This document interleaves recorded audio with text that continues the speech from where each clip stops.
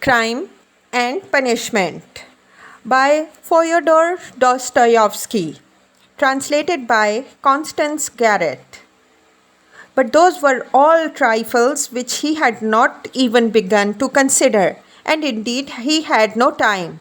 He was thinking of the chief point and putting off trifling details until he could believe in it all.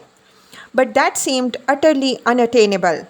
So it seemed to himself at least. He could not imagine, for instance, that he would some time leave off thinking, get up and simply go there. Even his late experiment, that is, his visit, the object of a final survey of the place, was simply an attempt at an experiment, far from being the real thing, as though one should say, "Come, let us go and try it. Why dream about it?" And at once he had broken down and had run away, cursing, in a frenzy with himself. Meanwhile, it would seem, as regards the moral question, that his analysis was complete. His casuistry had become keen as a razor, and he could not find rational objections in himself. But in the last resort, he simply ceased to believe in himself and doggedly, slavishly sought arguments in all directions, fumbling for them, as though someone were forcing and drawing him to it.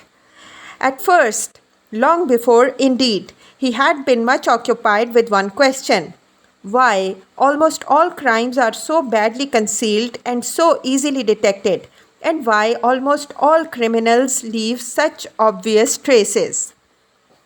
He had come gradually to many different and curious conclusions, and in his opinion the chief reason lay not so much in the material impossibility of concealing the crime as in the criminal himself.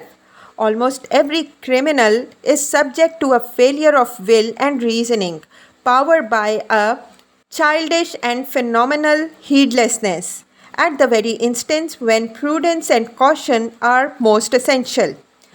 It is his conviction that this eclipse of reason and failure of will power attacked a man like a disease, developed gradually and reached its highest point just before the perpetration of the crime, continued with equal violence at the moment of the crime and for longer or shorter time after, according to the individual case, and then passed off like any other disease.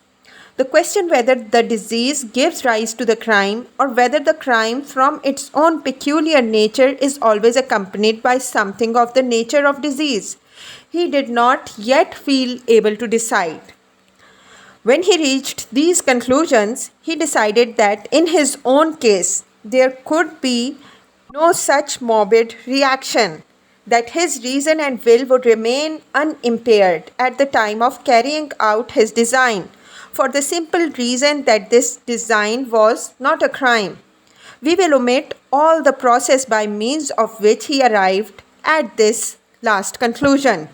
We have run far too ahead already.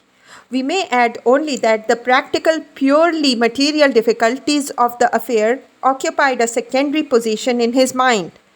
One has but to keep all one's willpower and reason to deal with them, and they will be overcome at the time when once one has familiarized oneself with the minutest details of the business. But this preparation had never even begun.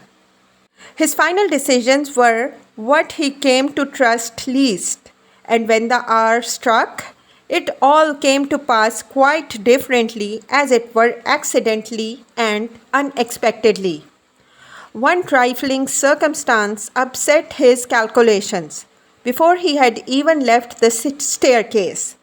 When he reached the landlady's kitchen, the door of which was open as usual, he glanced cautiously in to see whether, in Nastasia's absence, the landlady herself was there, or if not, whether the door to her own room was closed, so that she might not peep out when he went in for the axe. But what was his amazement when he suddenly saw that Nastasia was not only at home in the kitchen but was occupied there, taking linen out of a basket and hanging it on a line. Seeing him, she left off hanging clothes, turned to him and stared at him all the time he was passing. He turned away his eyes and walked past as though he noticed nothing. But it was the end of everything. He had not the axe. He was overwhelmed. What made me think, he reflected, as he went under the gateway, what made me think that she would be sure not to be at home at that moment? Why? Why did I assume this so certainly? He was crushed and even humiliated. He could have laughed at himself in his anger. A dull animal rage boiled within him. He stood hesitating in the gateway. To go into the street, to go a walk for appearance sake was revolting. To go back to his room, even more revolting. And what a chance I have lost forever, he muttered, standing aimlessly in the gateway just opposite the porter's little dark room, which was also open. Suddenly he started. From the porter's room, 2 paces away from him, something shining under the bench to the right caught his eye. He looked about him. Nobody. He approached the room on tiptoe, went down 2 steps into it, and in a faint voice called the porter. Yes, not at home. Somewhere near though, in the yard, for the door is wide open. He dashed to the axe. It was an axe, and he pulled it out from under the bench, where it lay between 2 chunks of wood. At once, before going out, he made it fast in the house. He thrust both hands into his pockets and went out of the room. No one had noticed him. When reason fails, the devil helps, he thought with a strange grin. This chance raised his spirits extraordinarily. He walked along quietly and sedately, without hurry, to avoid awakening suspicion. He scarcely looked at the passer-by, tried to escape looking at their faces at all, and to be as little noticeable as possible. Suddenly he thought of his hat. Good heavens! I had the money the day before yesterday and did not get a cap to wear instead. A curse rose from the bottom of his soul. Glancing out of the corner of his eye into a shop, he saw by a clock on the wall that it was 10 minutes past 7. He had to make haste and at the same time to go some way round, so as to approach the house from the other side. When he had happened to imagine all this beforehand, he had sometimes thought that he would be very much afraid, but he was not very much afraid now, was not afraid at all indeed. His mind was even occupied by irrelevant matters, but by nothing for long. As he passed the Supov garden, he was deeply absorbed in considering the building of great fountains and of their refreshing effect on the atmosphere in all the squares. By degrees he passed to the conviction that if the summer garden were extended to the field of Mars and perhaps joined to the garden of the Helovsky Palace, it would be a splendid thing and a great benefit to the town. Then he was interested by the question why in all great towns men are not simply driven by necessity, but in some peculiar way inclined to live in those parts of the town where there are no gardens nor fountains, where there is most dirt and smell and all sorts of nastiness. Then his own walks through the hay market came back to his mind, and for a moment he walked up to reality. What nonsense, he thought. Better to think of nothing at all. So probably men led to execution, clutch mentally at every object that meets them on the way. Flashed through his mind, but simply flashed, like lightning. He made haste to dismiss this thought. And by now he was near. Here was the house. Here was the gate. Suddenly a clock somewhere struck once. What? Can it be 7:30? Impossible. It must be fast. Luckily for him, everything went well again at the gates. At that very moment, as though expressively for his benefit. A huge wagon of hay had just driven in at the gate, completely screening him as he passed under the gateway, and the wagon had scarcely had time to drive through into the yard before he had slipped in a flash to the right. On the other side of the wagon, he could hear shouting and quarreling, but no one noticed him and no one met him. Many windows looking into that huge quadrangular yard were open at that moment, but he did not raise his head. He had not the strength to. The staircase leading to the old woman's room was close by, just on the right of the gateway. He was already on the stairs. Drawing a breath, pressing his hand against his throbbing heart, and once more feeling for the axe and setting it straight, he began softly and cautiously ascending the stairs, listening every minute. But the stairs, too, were quite deserted. All the doors were shut. He met no one. One flat, indeed, on the first floor was wide open and painters were at work in it. But they did not glance at him. He stood still, thought a minute, and went on. Of course, it would be better if they had not been here, but it's 2 stories above them. And there was the 4th story.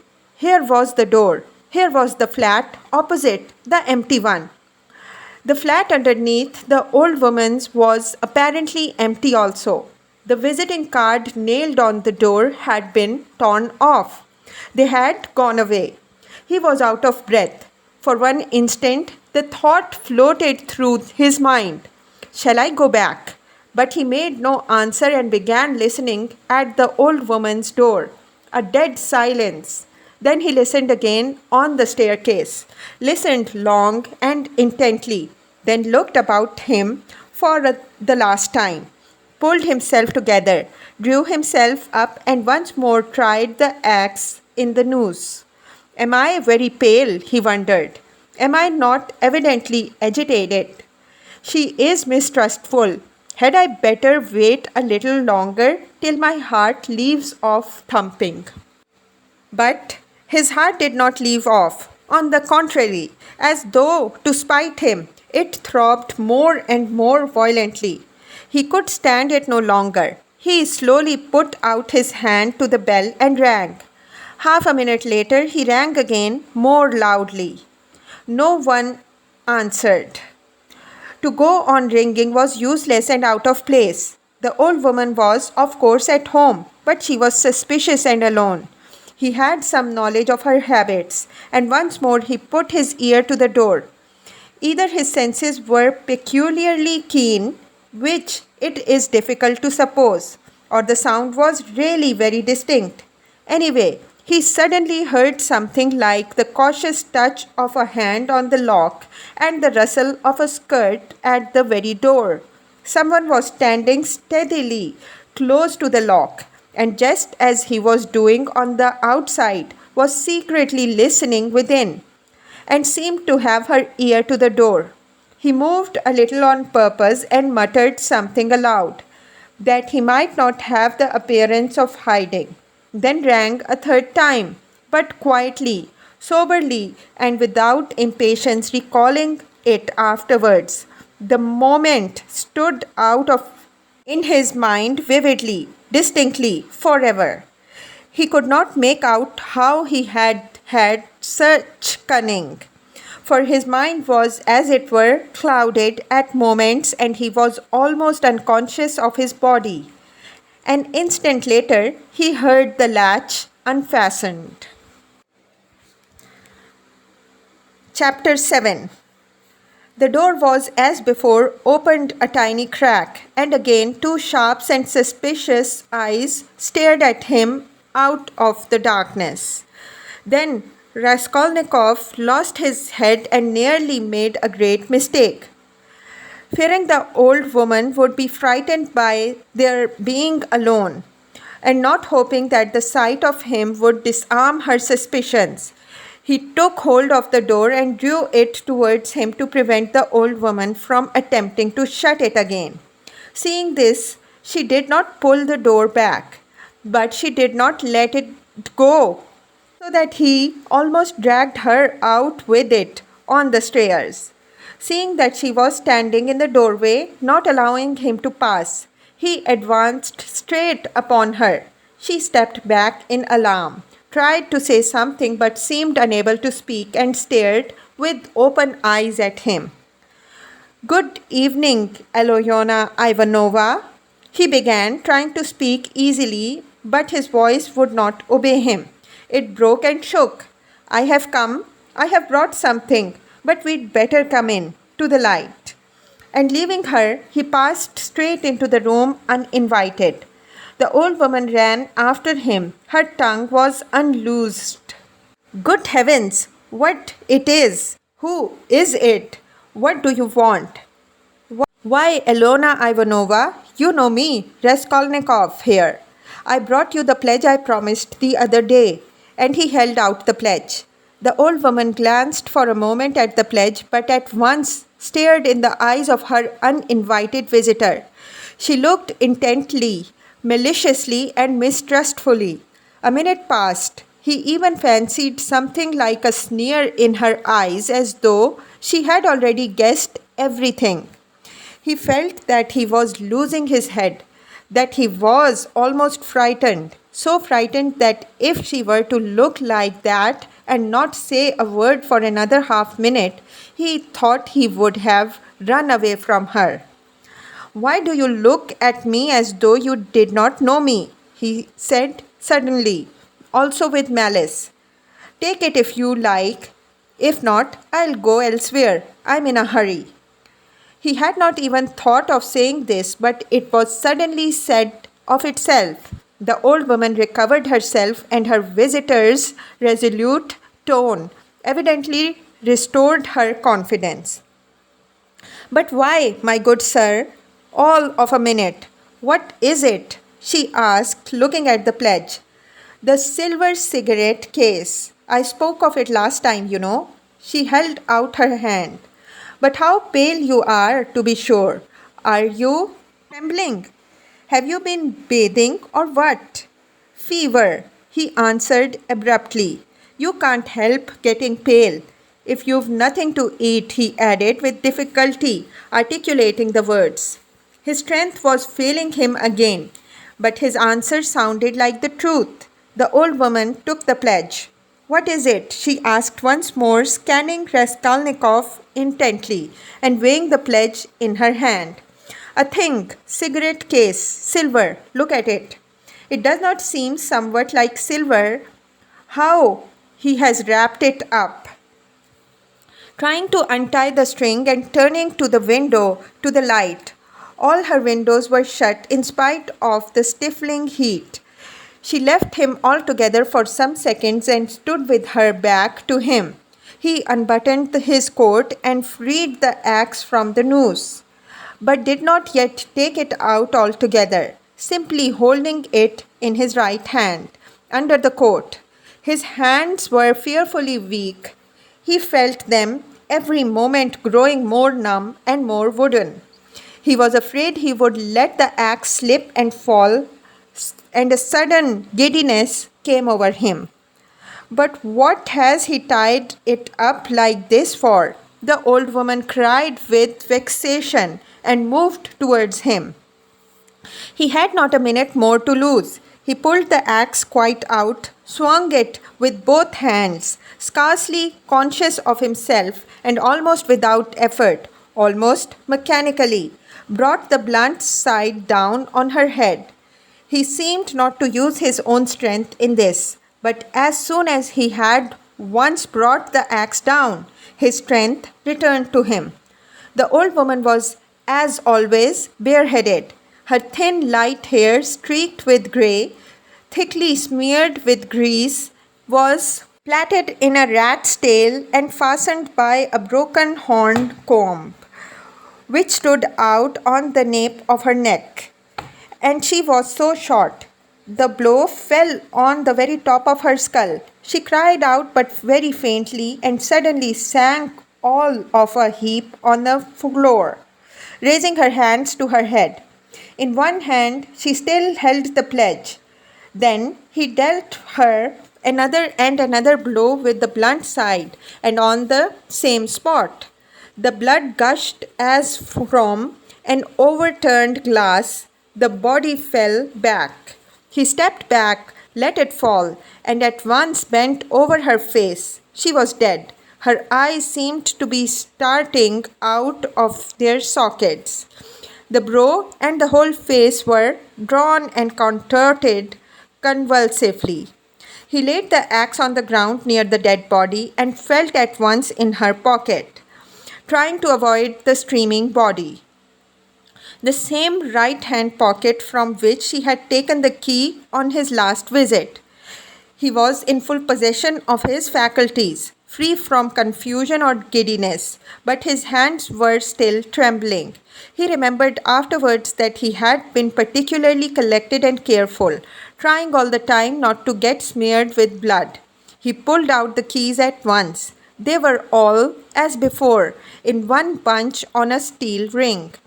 He ran at once into the bedroom with them. It was a very small room with a whole shrine of holy images. Against the other wall stood a big bed, very clean and covered with silk patchwork wadded quilt. Against a third wall was a chest of drawers. Strange to say, so soon as he began to fit the keys into the chest, so soon as he heard their jiggling, a convulsive shudder passed over him.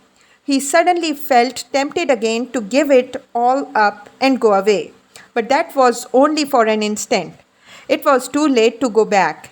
He positively smiled at himself when suddenly another terrifying idea occurred to his mind. He suddenly fancied that the old woman might be still alive and might recover her senses.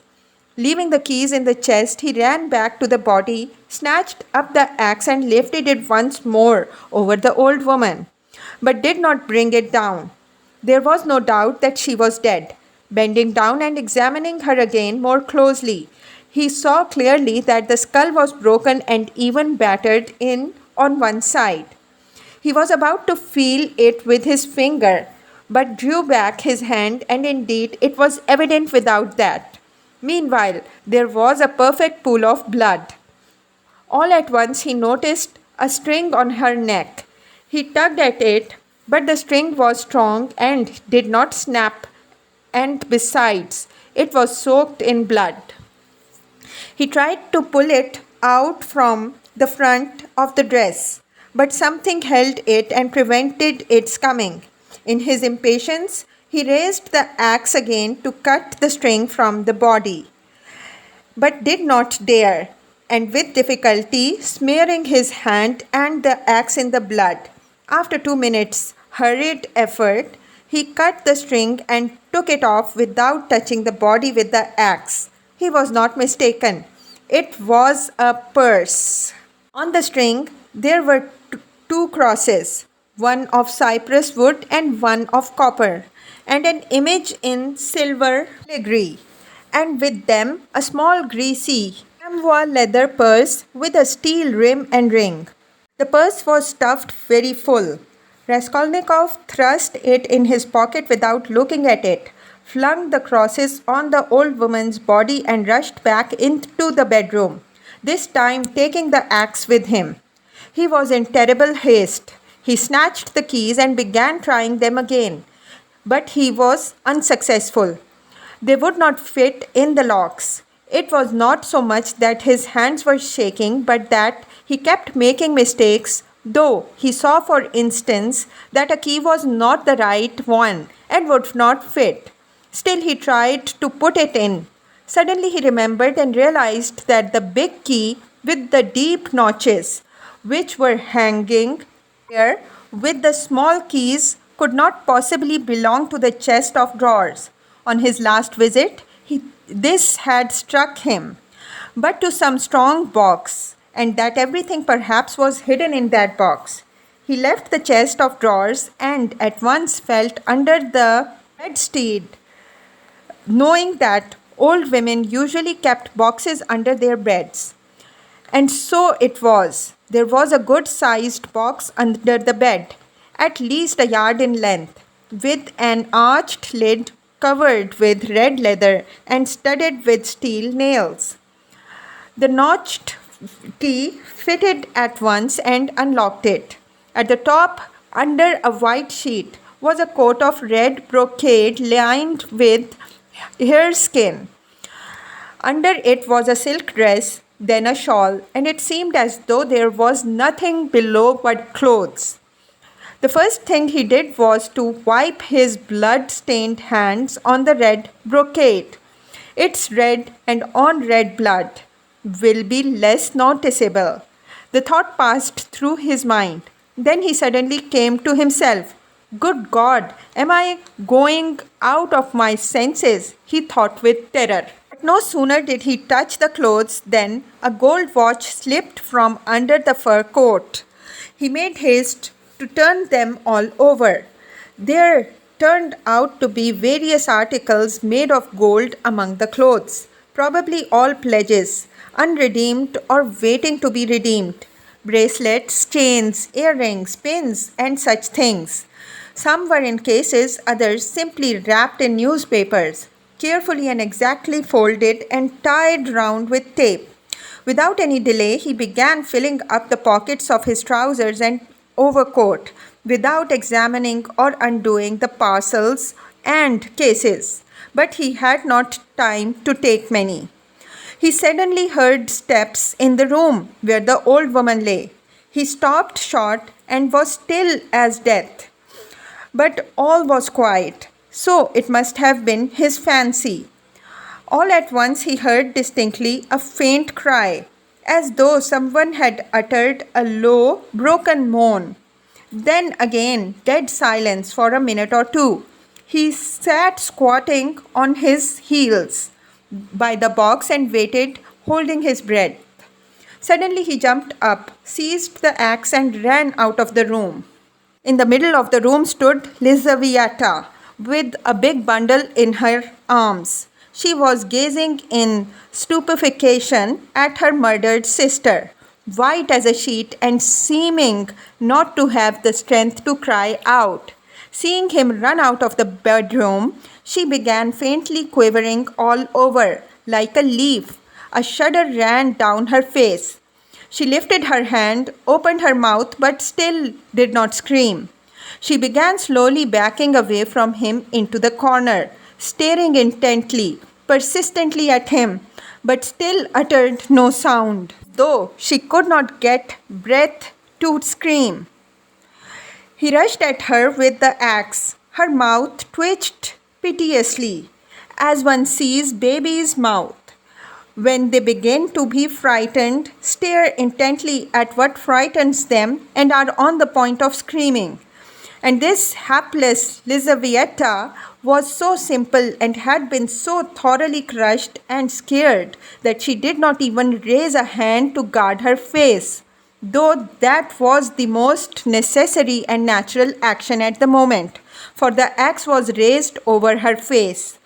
She only put up her empty hand, but not to her face, slowly holding it out before her as though motioning him away. The axe fell with the sharp edge just on the skull and split at one blow all the top of her head. She fell heavily at once. Raskolnikov completely lost his head. Snatching up her bundle, dropped it again and ran out into the entry. Fear gained more and more mastery over him, especially after this second quite unexpected murder.